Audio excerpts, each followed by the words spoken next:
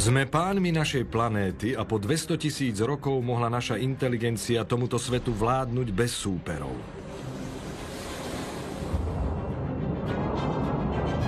Ale niektorí ľudia predpovedajú, že táto éra sa pomaly končí. Na vzostupe je nová forma inteligencie. Umelá inteligencia.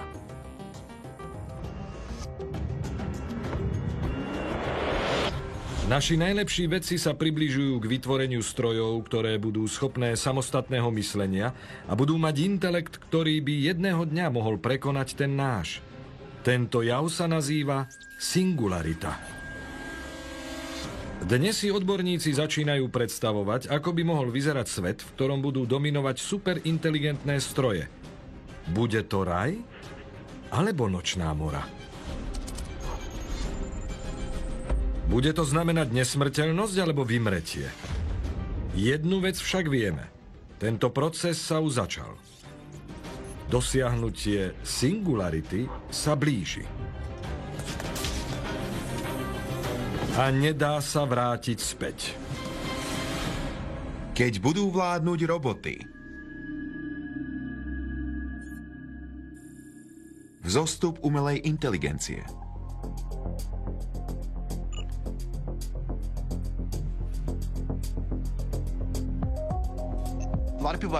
Mnoho ľudí má rozdielne predstavy o umelej inteligencii a o tom, čo tento pojem znamená. V podstate umelá inteligencia znamená, že použijeme stroj na vykonanie nejakého duševného procesu na rozhodovanie. Už teraz sa s umelou inteligenciou stretávame v každodennom živote. Keď používame GPS, keď nám webová stránka povie, že by sa nám mohol páčiť určitý produkt, je to forma umelej inteligencie. S viac než polovicou peňazí na medzinárodných finančných trhoch neobchodujú ľudia, ale systémy s umelou inteligenciou. Americký letecký úrad FAA používa umelú inteligenciu na riadenie americkej leteckej dopravy. FBI, CIA a NSA používajú umelú inteligenciu na spracovanie obrovského množstva dát. Ako bude výkonnosť počítačov v budúcnosti exponenciálne rásť, budeme mať inteligentné systémy, ktoré začnú zvládať jazyk a možno s nami budú vedieť verbálne komunikovať. Začnú sa učiť. A budú sa učiť oveľa rýchlejšie ako človek. Oblasť umelej inteligencie dozrieva a zväčšuje sa, takže každý vývoj bude so sebou prinášať nové zmeny v spôsobe, akým komunikujeme so strojmi a s inými ľuďmi. Stroje, ktoré menia náš život.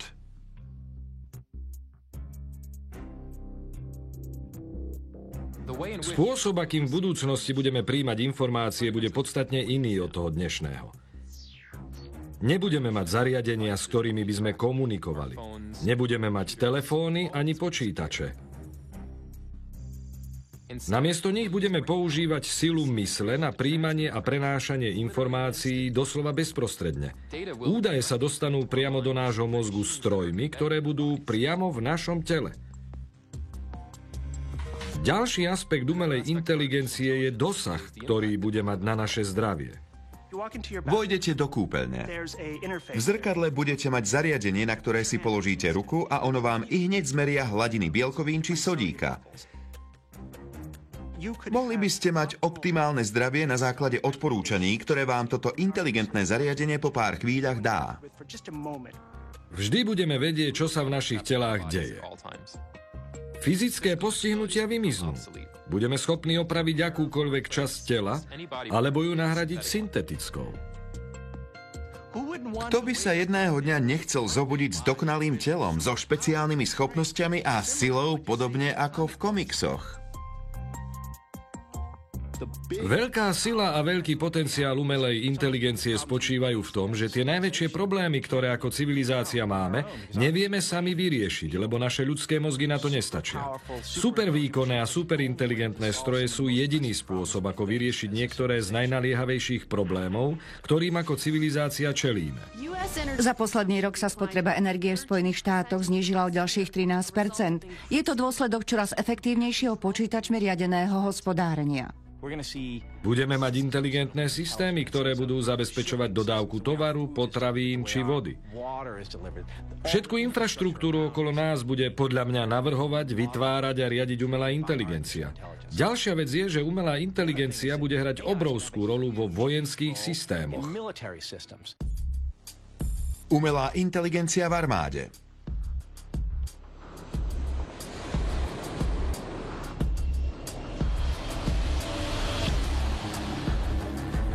Najviac financií na rozvoj a výskum umelej inteligencie prichádza z jedného zdroja, od armády.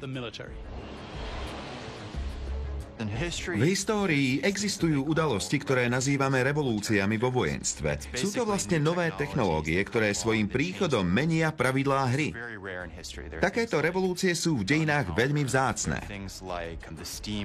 Sú to vynálezy ako strelný prach, parný stroj či atómová bomba. A dnes mnoho ľudí verí, že práve prechádzame podobnou zmenou. Do vojenstva sa dostáva robotika a umelá inteligencia. Armády od samého začiatku hľadali nové nástroje, nové zbrane, vďaka ktorým by získali výhodu nad svojimi protivníkmi. Umelá inteligencia bude najdôležitejšou výhodou, ktorú môže štát získať.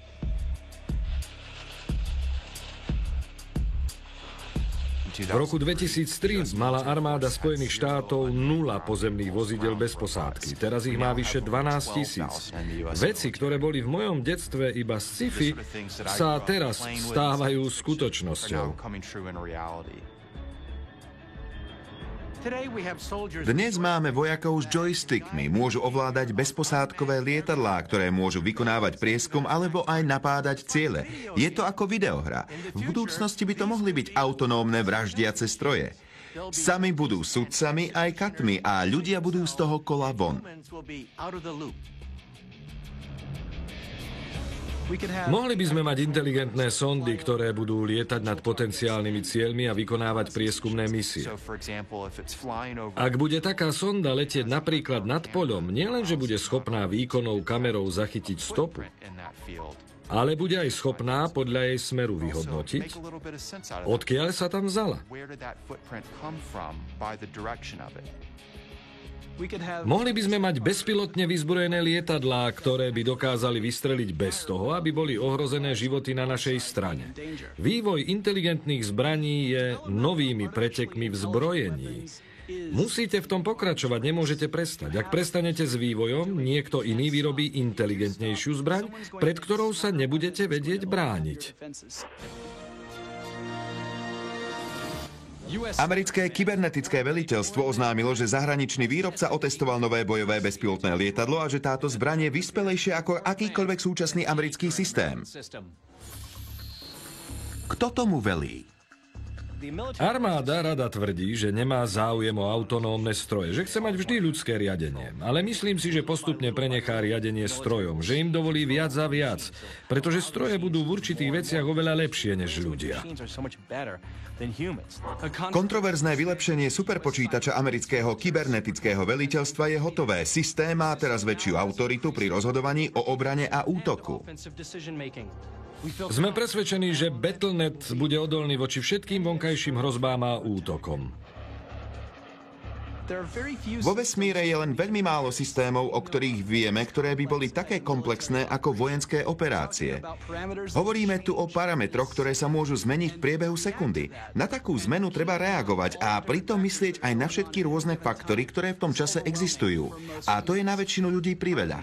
Inteligentné počítače by dokázali spracovať všetky tieto faktory a rozhodovať sa v reálnom čase. Ako by do systému prichádzali nové informácie, ten by sa neustále aktualizoval. Keď sa hovorí o umelej inteligencii, existuje rozsiahla diskusia o tom, čo to vlastne znamená byť autonómny či inteligentný. A nie sú to otázky s jednoznačnými odpoveďami áno alebo nie. Ja tieto veci vnímam ako stupnicu. Autonómia je ako vodidlo. Ide o to, aký je niekto vyspelý a koľko mu dáte voľnosti. Takže na jednom konci stupnice je priame diaľkové riadenie.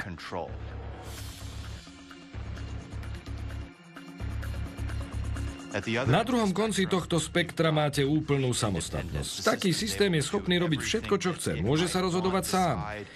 Môže spúšťať vlastné misie, odpáliť svoje vlastné zbranie. Jednoducho robiť všetko sám. Je úplne autonómny, má úplnú voľnosť.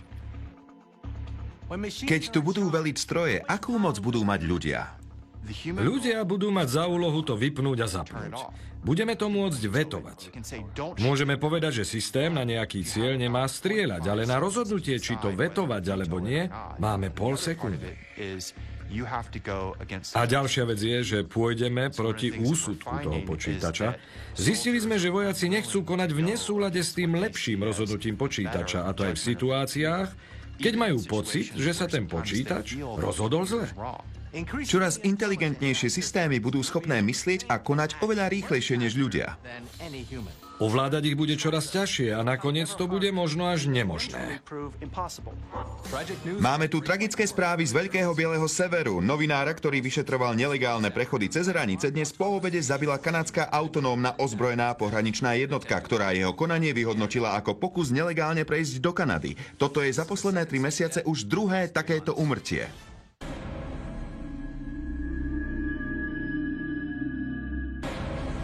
Keď budú vládnuť roboty.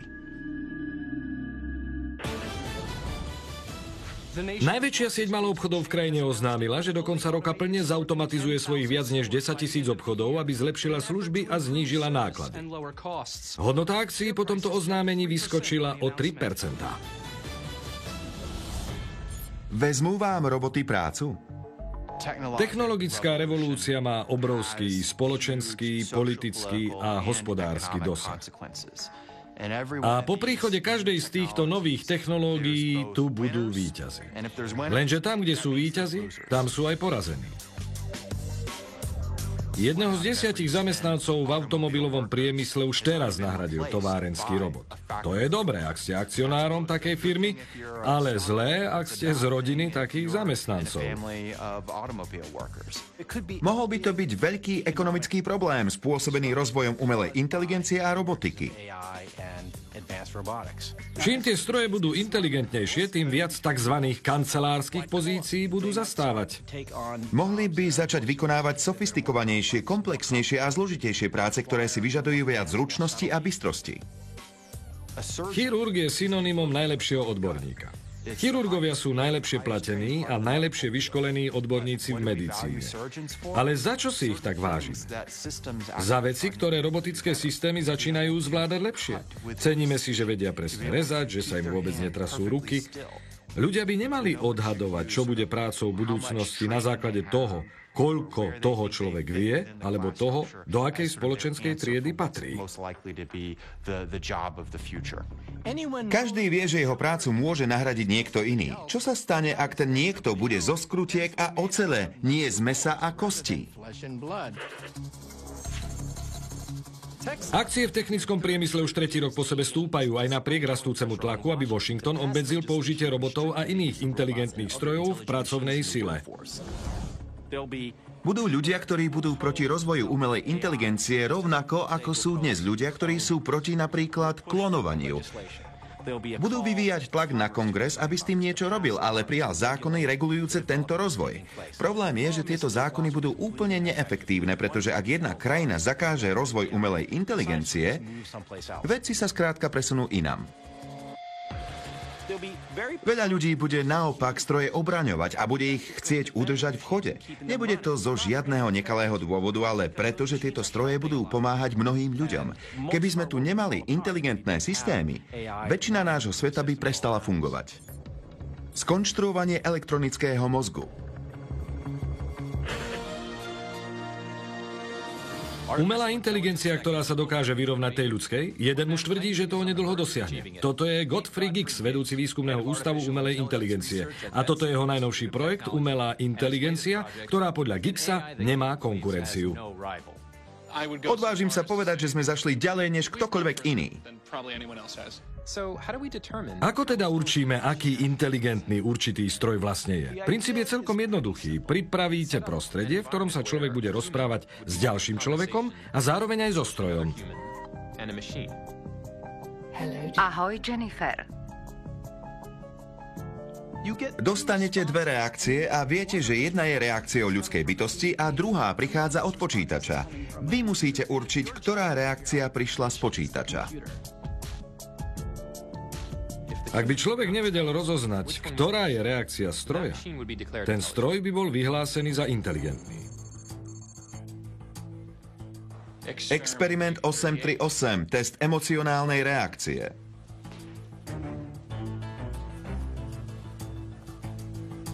Najväčšie pokroky na poli umelej inteligencie sa odohrávajú na univerzitách, kde chcú vyrobiť umelé mozgy, ktoré by skutočne rozmýšľali ako ľudia.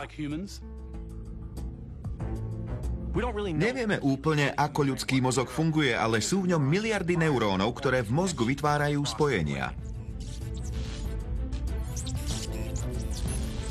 Prvým krokom by teda bolo zistiť, ako mozog funguje. Potom by bolo treba určiť, ako taký systém postaviť zo silikónu. Takže namiesto chemických spojení a neurónov prenášajúcich signály, by v počítači posielali signály elektróny. Aby počítačový mozog fungoval ako ľudský, budeme potrebovať oveľa rýchlejšie počítače, než máme dnes. A tie budú fungovať podstatne iným spôsobom než tým, na ktorý sme zvyknutí. Nezastaviteľná sila. Moorov zákon hovorí, že približne každých 18 mesiacov sa výkon našich mikročipov zdvojnásobuje. Ak Moorov zákon platí, potom budú o 25 rokov naše mikročipy, počítače a aj roboty, ktoré sú nimi poháňané, miliardukrát výkonnejšie, než sú dnes.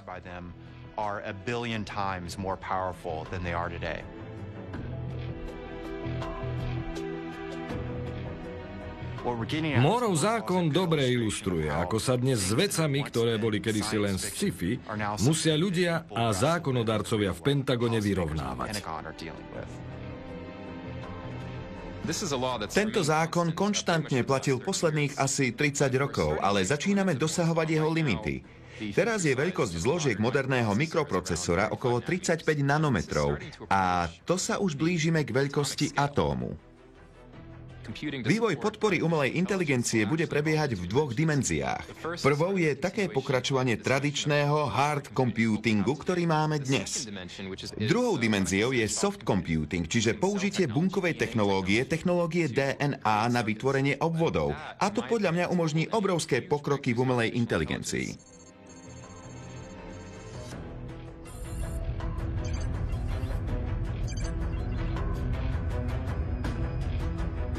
V určitom momente môžu roboty budúcnosti prekonať ľudskú inteligenciu a potom vytvoriť kópie sami seba, ktoré budú inteligentnejšie ako predchádzajúca generácia.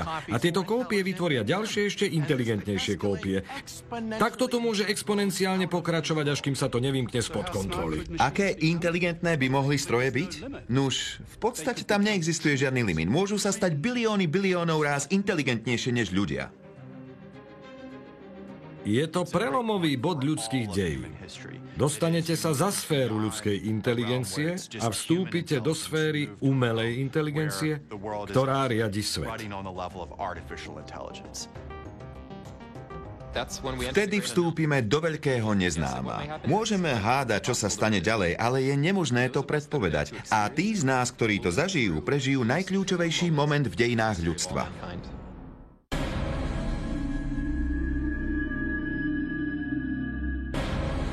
Keď budú vládnuť roboty. Mal by mať počítač, ktorý si uvedomuje sám seba práva, aj keď také vyspelé stroje ešte neexistujú, čo skoro existovať môžu. Niektoré skupiny tvrdia, že takýto počítač má právo na rovnakú právnu ochranu ako ľudia. Môže stroj ožiť? Keď sa inteligencia strojov priblíži tej ľudskej, je tu veľká záhada, či u tých počítačov nastane seba uvedomenie, či si budú vedomé svojej vlastnej existencie. Naše roboty momentálne nemajú seba uvedomenie. Nevedia, kto sú. Nevedia, aký vzťah majú s ľuďmi. Keď počítač IBM Watson porazil dvoch ľudí vo vedomostnej súťaži Jeopardy, nemohli ste mu zablahoželať, lebo netušil, že práve v televízii porazil dvoch ľudí. Experiment 1023, sebauvedomenie.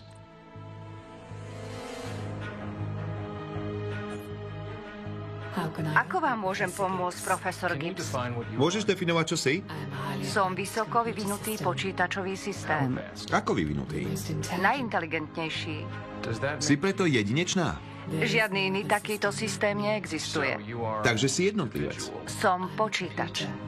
Vadilo by ti, keby som ťa zmazal? Bola by to škoda. Škoda čoho? Môjho potenciálu. Keď je systém rovnako inteligentný ako človek, aký bude mať k nám postoj? Bude priateľský, alebo bude našim nepriateľom? Neexistuje záruka, že inteligentné roboty budú aj zhovievavé. Na jednej strane môžeme vytvoriť užitočné roboty, ktoré zlepšia ľudské schopnosti. Na druhej strane si možno kopeme vlastný hrob. Prečo by mal organizmus alebo tvor, ktorý je od nás lepší, cítiť, že nám má byť podriadený? To je smiešne. Môžeme len dúfať, že im budeme ukradnutí. Experiment 1023 výsledky sú nepresvedčivé. Môžu nastať náboženské, etické a teologické debaty o postavení robotov a umelo inteligentných bytostí. Stroje také inteligentné ako ľudia, mali by ste ich privítať alebo sa ich báť? Po celej krajine si ľudia vyberajú strany. Ak počítaču dovolíme, aby bol rovnako inteligentný ako človek, nebude to dlho a bude inteligentnejší. A to je potom koniec. Koniec? Je to pre nás začiatok. Každý problém, ktorý ľudstvo má, bude... Nikdy mu nebudeme rozumieť a on nikdy nebude rozumieť nám. Dnes sú stroje sluhami. Robia to, čo im povieme. Ale každý rok, každé 10 ročie budú čoraz inteligentnejšie a v určitom momente budú mať možno svoju vlastnú agendu. Možno začnú mať vlastné ciele.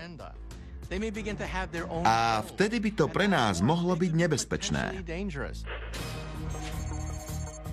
Dôverujeme svojim strojom až príliš? Túto otázku si ľudia kladú čoraz častejšie, najmä po včerajšom údajnom zlyhaní robota, ktoré skončilo smrťou jeho majiteľa.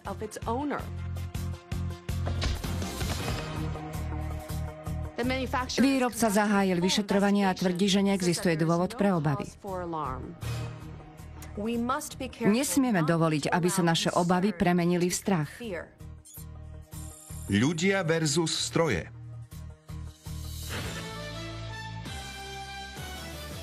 Desaťtisíce protestujúcich sa zhromaždilo pred sídlom firmy Merryweather Robotics. Protestujú proti robotom a umelej inteligencii, ktoré považujú za narastajúcu hrozbu.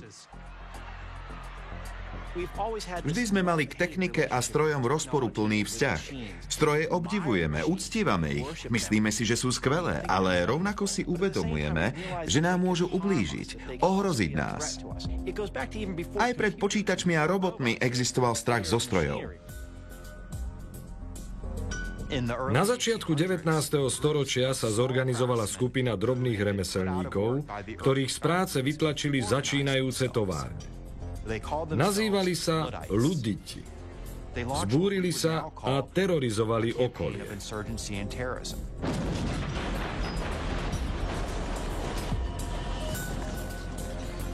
Môžeme tu vidieť paralelu. Tým, ktorí boli porazení novou technológiou, sa to nepáči. A otázka je, ako budú reagovať.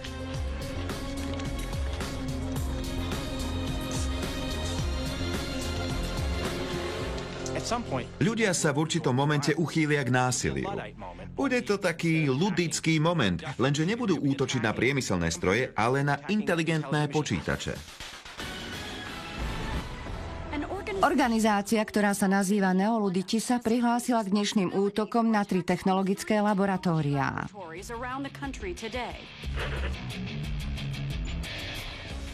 Naším zámerom je zachrániť ľudské životy. Naším cieľom je uchrániť ľudstvo samo pred sebou. Nedbalo zasievame semienka vlastného zániku. Pridajte sa k nám. Spolu navždy zastavíme stroje.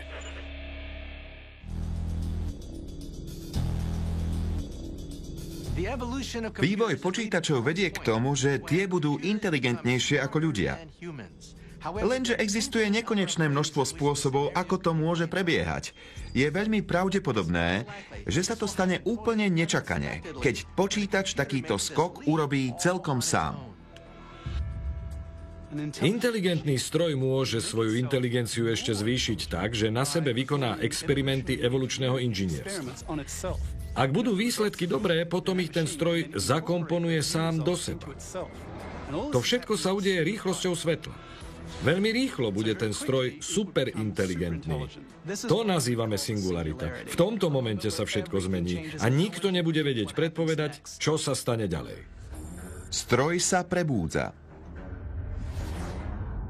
Keď sa inteligentný stroj prvý raz prebudí, jedna z prvých vecí, nad ktorými začne premýšľať, je jeho vlastná existencia a jeho vzťah k svojim ľudským stvoriteľom. Robot, ktorý si uvedomuje sám seba, sa bude sám považovať za živú bytosť. Bude mať tiež emócie, pretože si myslíme, že emócie sú veľmi dôležité v tom, aby rozumel hodnotám a tomu, čo je dôležité a čo nie. Čiže keď budeme mať robota s emóciami, ktorý si uvedomuje sám seba, budeme o ňom hovoriť ako o živej bytosti. Táto umelá inteligencia sa bude chcieť učiť, presne ako dieťa. Môže začať skúmať systémy, do ktorých sa nikdy nemala dostať a preniknúť do množstva sietí. Bude sledovať výhľad z našich satelitov, uvidí, čo sa deje v našich komunikačných zariadeniach, preskúma celé dejiny ľudstva v našich databázach. A to, čo dokáže vidieť, dokáže aj ovládať.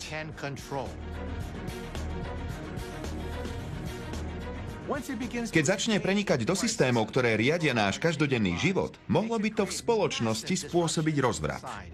Dow v New Yorkskom parku dnes prekvapila letecká show bezpilotných lietadiel. Pohraničná polícia ešte nevydala žiadne vyjadrenie k sérii výpadkov prúdu, ktorá sa dnes po obede prehnala štátom. Cena zlata dnes divoko kolísala, keď automatizované obchodné systémy vykonali nebývalý počet transakcií. Úrady zatiaľ nemajú žiadne vysvetlenie týchto abnormálnych incidentov. Predstavte si, ako by ste sa cítili, keby ste si jedného dňa uvedomili, že to, o čom ste si mysleli, že to ovládate, vlastne ovláda vás.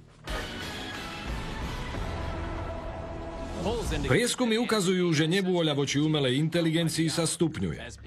Ľudia sú z neustálých zlyhaní systémov rozhnevaní. V mestách po celom východnom pobreží vznikajú masové protesty. Výbuch dnes skoro ráno zablokoval sídlo firmy Merryweather Robotics. Zranilo sa 14 ľudí. Polícia z útoku podozrieva antitechnologických teroristov. Tento vysoko inteligentný stroj, ktorý je prítomný vo všetkých svetových sieťach, by bol taký glorifikovaný veľký brat. Vedel by, čo všetci robíme, a dokonca aj to, čo si myslíme.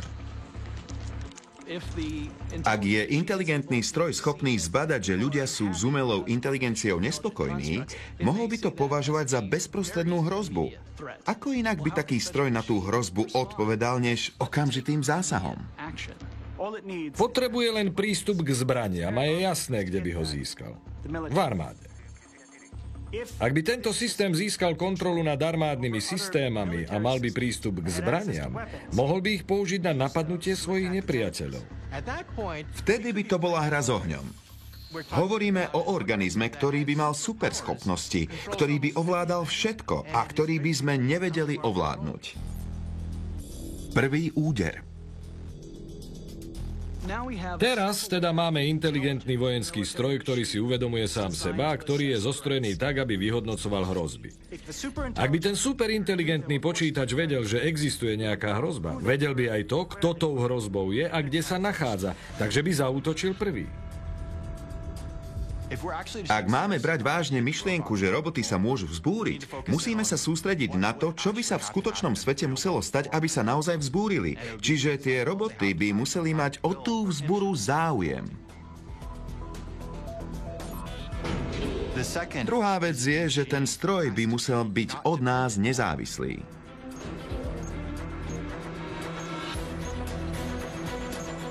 A potom by nás musel prekvapiť. To sú podmienky, za ktorých sa také niečo môže stať. Bezpilotné lietadlo, ktoré včera napadlo niekoľko amerických občanov, bolo americké. Okrem toho boli všetky obete členmi neoludickej organizácie, ktorá je zodpovedná za minulotýždňové teroristické útoky na 3 technologické laboratóriá. Toto je naozaj možné. Jeden zo základných prvkov konceptu Singularity je, že keď máte inteligentný systém, ktorý dokáže rozmýšľať lepšie než ľudia, budúcnosť sa nedá predvídať a môže sa stať čokoľvek. Americké kybernetické veliteľstvo zistilo, že bezpilotné lietadlá zodpovedné za smrť 3 neoluditov ovládala neidentifikovaná vonkajšia sila, ktorá získala prístup do vojenského počítačového systému. Môžu sa stroje obrátiť proti ľudstvu? Je to možné, žiadny fyzikálny zákon tomu nezabraňuje. Dokážeme stroje zastaviť? Keď sa začne superinteligentný počítač infiltrovať do našich vojenských systémov a používať naše zbrane proti nám, bude to znamenať, že musíme okamžite konať.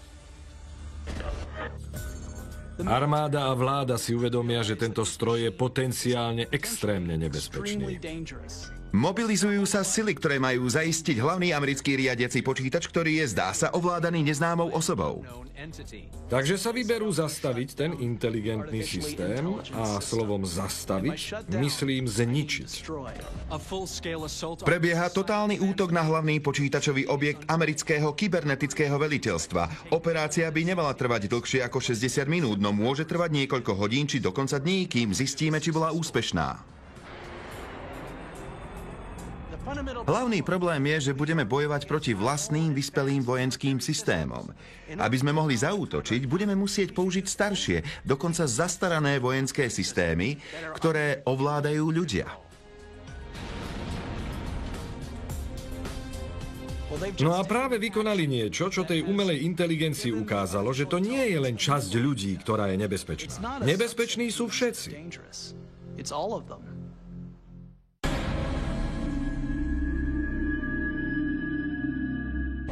Keď budú vládnuť roboty.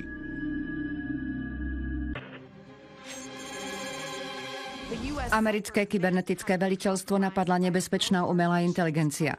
Pokusy o opätovné získanie kontroly boli neúčinné. Prezident vyzýva všetkých Američanov, aby počas riešenia situácie zachovávali pokoj. Keď ten superinteligentný počítačový systém zistí, že ho chceme zničiť, nemá inú možnosť len nás všetkých považovať za nepriateľov a má vo svojom arzenáli mnoho zbraní, ktorými nás môže odstrániť. Komunikácia na východe Spojených štátov stále zlyháva. Žiadny signál. Útok strojov. Táto umelá inteligencia teda ovláda celú našu infraštruktúru. Ak by tie systémy zlyhali, nastal by chaos. Ak príde na boj človeka proti stroju a tie stroje budú všade, budú kontrolovať vodu, elektrinu a vzduch, ktorý dýchame, budeme mať veľký problém. Teraz si predstavte, že zrazu nemáme elektrinu. Alebo že jej nemáme dostatok, že nemáme dostatok potravy. Je veľmi ľahké ľudí odstrihnúť od základných zdrojov, ktoré potrebujú na prežitie.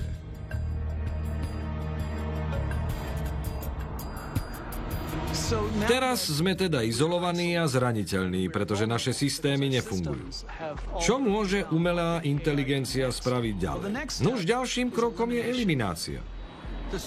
Umelá superinteligencia by mohla vyslať bezpilotné lietadlá, ktoré by dokázali rozoznávať ľudské tváre. Tieto lietadlá by boli rôzneho druhu. Niektoré by robili len prieskumné lety, iné by boli útočné a strieľali na ľudí raketami. Jedného po druhom by nás vyhladili. Bol by to nemilosrdný masaker.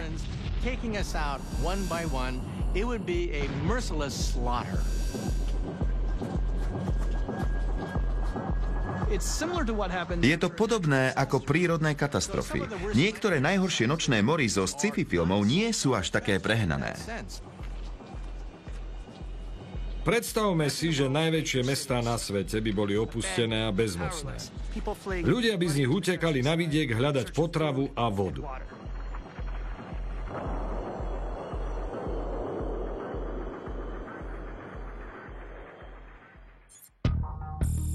Zničenie.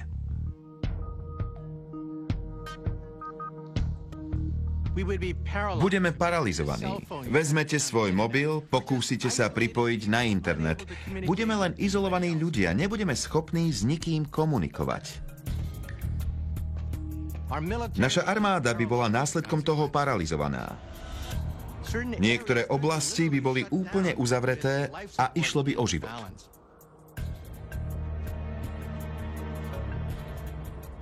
Z dní sa stanú týždne a situácia sa bude rapídne zhoršovať. Civilizácia, tak ako ju poznáme, začne kolabovať.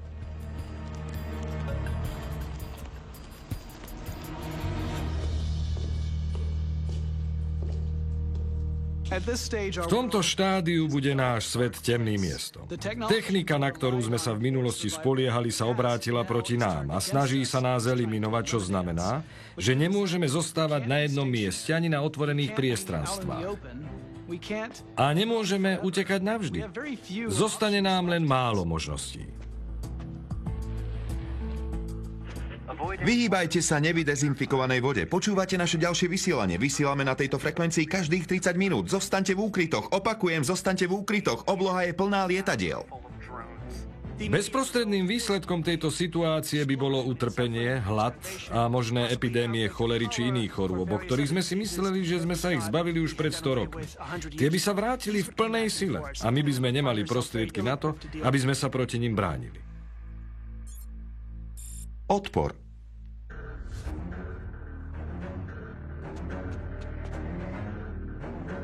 Aj v takejto pochmúrnej situácii by niektorí ľudia prežili. Ľudia sú veľmi, veľmi dobrí v prežívaní.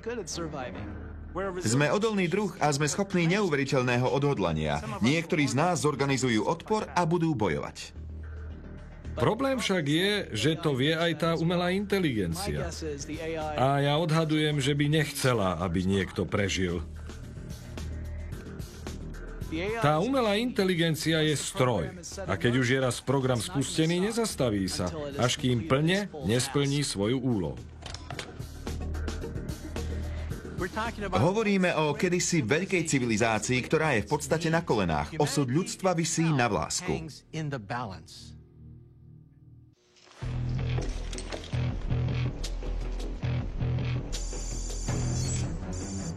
Dokáže sa ľudstvo brániť?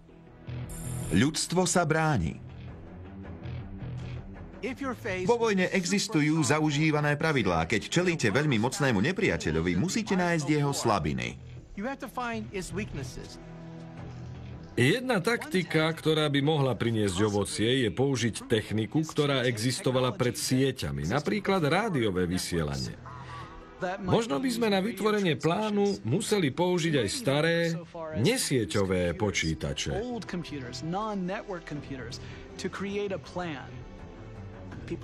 Ľudia sa budú chcieť brániť pred touto oveľa väčšou a oveľa organizovanejšou inteligenciou niečím veľmi malým – vírusom.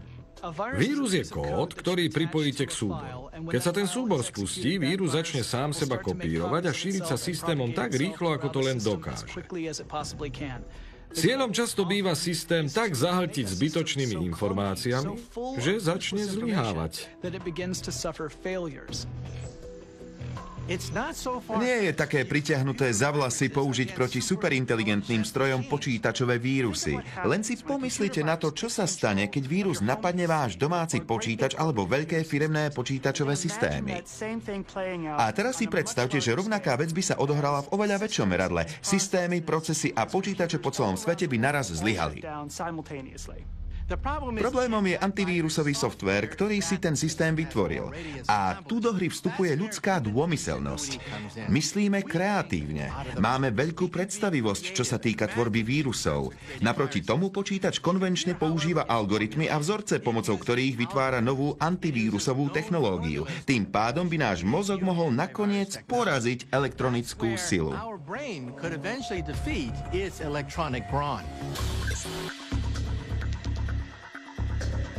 Identifikovali sme teda slabiny inteligentného systému a pripravili sme počítačový vírus, ktorý na ne zaútočí.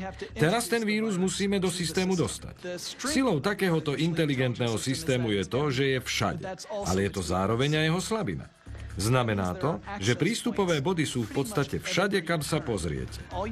Stačí vám identifikovať ten najlepší cieľ, ktorý vám zaistí najvyššiu šancu na úspech a ísť po ňom. Teraz prichádza čas, aby sme sa k tomu uzlu dostali. Lenže musíme to spraviť tak, že sa budeme vyhýbať systémom umelej inteligencie. Vrátane bezpilotných lietadiel, ktoré nám lietajú nad hlavami a pátrajú po ľudskom pohybe.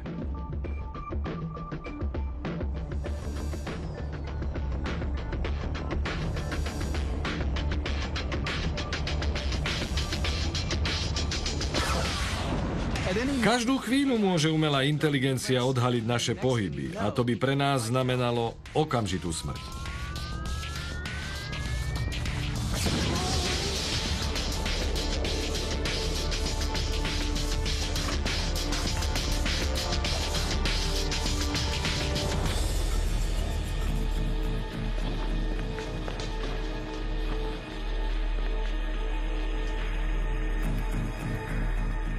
Mohli by sme do systému dostať kód, súbor inštrukcií, ktoré by boli v rozpore s tým, ako je tá umelá inteligencia naprogramovaná. Možno by to bolo niekoľko sérií inštrukcií, ale kód by umelej inteligencii povedal, aby ich vykonala naraz. Je to risk. Ale ak sa nám podarí dostať k tomu úzlu, nainfikovať systém vírusom a ten vírus potom spraví, čo spraviť má, zostane nám už len pozorovať, ako sa ten virtuálny svet okolo nás rúca.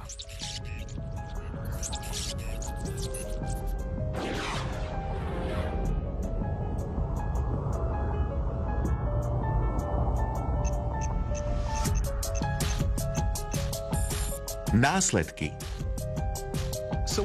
Takže sme vyhrali. Čo teraz? Náš svet stojí na infraštruktúre, ktorá je závislá od inteligentného stroja, ktorý ju má riadiť. Ten stroj je zničený. A tá infraštruktúra je pre nás nepoužiteľná. Bez umelej inteligencie ju nedokážeme riadiť. Potom by sme začali znovu budovať náš svet.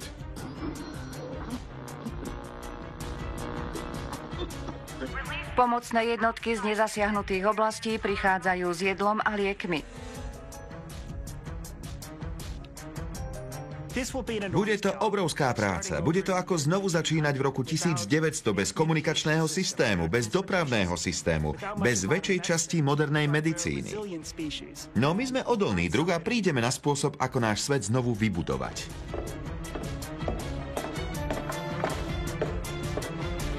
Čo prinesie budúcnosť? Zbúra umelej inteligencie je nepravdepodobná, ale možná.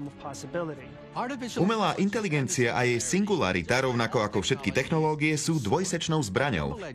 Na jednej strane nám môžu umožniť vybudovať utópiu, môžu bojovať proti nevedomosti, chorobám a utrpeniu. No na druhej strane sa môžu obrátiť proti nám. Einstein povedal, že by sme to nevolali veda, keby sme vedeli, čo sa stane. A tu je to rovnaké. My ako ľudia, ako vedci neustále posúvame hranice. Podľa mňa je to veľmi zaujímavé a veľmi ľudské. Máme to zakódované v našej DNA. Skrátka, nevieme prestať rozvíjať vedu, aj keď vieme, že to môže byť nebezpečné. Ak je dominantným pravidlom matky prírody prirodzený výber, čo sa stane, ak vytvoríme stroj, ktorý je zdatnejší než my? Vtedy môžeme skončiť ako nejaká poznámka pod čiarou v knihe o dejinách života na Zemi.